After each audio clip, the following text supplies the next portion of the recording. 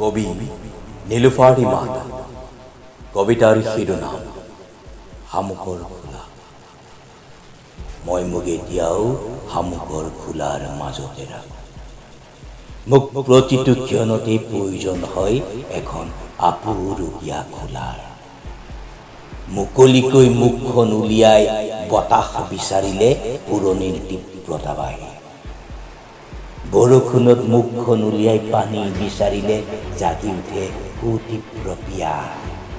মোকেই খোলাখনেই আৱৰি ৰাখি নিঃশব্দে শুৱাই থয়। ই আপুৰুগীয়া মোৰ খোলা। নেদেখো কাৰো সুখ দুখৰ ছবি, নুশুনো কাৰো মৰম কাতৰ মাত, নেজানো কাৰো মায়া মমতাৰ বতৰা। বিয়া দি ফুৰা জীৱবোৰে মোৰ গাৰ ওপৰে লিখি থৈ যায় বুৰঞ্জীৰ টোকা বহি, জয় পৰাজয়ৰ দস্তাবেজ। মোৰ খোলাটোৱে লাহে লাহে বজাবলৈ লৈছে শংখ নিনা।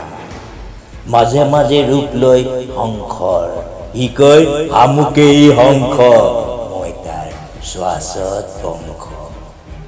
কিমান যুদ্ধৰ বুৰঞ্জী খোলাতেই সামৰি থোৱা আছে। কিমান কোৰাছেৰে ইলিয়াত উদিছিৰ সুৰ কৰিল। বুদ্ধ কল্কি অৱতাৰৰ ৰণশিঙা বজালো।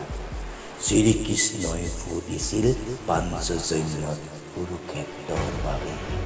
মই বাট চাইছোঁ এই দিনটোলৈ, যিদিনা দিব ইছৰাফিলে শিঙাত ফুৱেইটো শংখৰে। কিয়ামতৰ দিনা সিহঁত উঠি আহিব, হাতত সিহঁতৰ কৰ্মফলৰ টোকা বহি। মই খোলাটোৰ পৰা ওলাম ৰথী মহাৰথীসকলৰ দয়া ময়া ৰণ চাবলৈ। মোৰ খোলাটোৱে নাচিব কাল ফেটি হৈ, মোৰ খোলাটোৱে বজাব ৰণভেৰী। মই চাই থাকিম যুদ্ধত পৰি ৰাঙলী হোৱা অসীম একাকাৰ মুখবোৰলৈ, অসীম একাকাৰ মুখবোৰলৈ মই চাই থাকিম।